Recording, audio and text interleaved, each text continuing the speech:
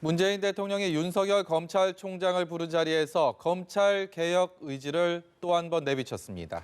누가 검찰총장을 해도 흔들리지 않을 공정한 시스템이 만들어 정착시켜야 한다고 했는데요. 청와대 취재기자 연결해서 알아보겠습니다. 강민경 기자. 네, 청와대입니다. 공정사회를 위한 반부패 정책협의회 모두 발언 말미에서 문재인 대통령은 검찰개혁을 콕 집어서 강조했습니다. 문 대통령은 공정에 대한 국민들의 요구가 무척 높다고 했는데요. 검찰개혁으로 요구가 집중된 것처럼 보이지만 전반적으로는 더 높은 민주주의와 투명성을 요구하는 사회가 됐다고 말했습니다. 문 대통령은 검찰이 정치적 중립성에 대해서는 상당 수준의 성과를 이뤘다고 평가했습니다. 이제는 그 다음 단계, 즉 공정한 반부패 시스템을 만들어서 정착시키는 것이 중요하다고 강조했습니다.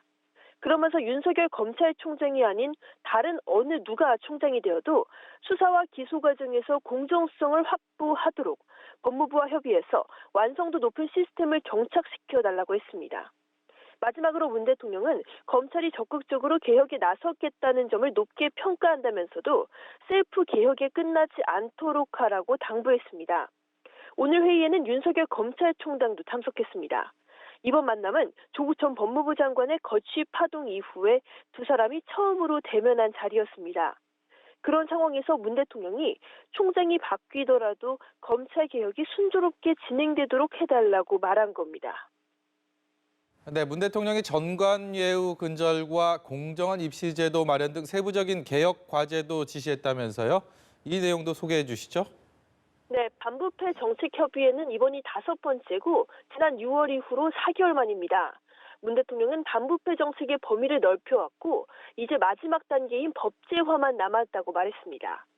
최근 우리나라의 청렴도가 올라가기는 하지만 갈 길이 멀다면서 공정사회에 대한 국민들의 요구를 언급했습니다. 특히 구체적으로는 법조인과 고위공직자의 전관특혜 근절을 꺼내들었습니다. 문 대통령은 전관특혜를 힘있고 재력 있는 사람들의 전유물이자 공정과 정의에 위배되는 반사회적 행위라고 정의했습니다. 그러면서 전관유착의 소지를 뿌리 뽑고 유관기업의 재취업을 차단하는 방안을 찾으라고 지시했습니다. 문 대통령은 입시 공정성도 언급했습니다. 특히 사교육 시장의 전면적인 개편 필요성을 강조했습니다. 자기소개서 대필 같은 불법 행위를 반드시 엄단해서 입시제도에 대한 불신을 해결해 나가자고 했습니다. 문 대통령은 또 채용 공정성을 확립해야 한다면서 당사자인 취업 준비생들이 공정하다고 여길 때까지 제도를 보완하고 개선하라고 지시했습니다. 지금까지 청와대에서 연합뉴스TV 강민경입니다.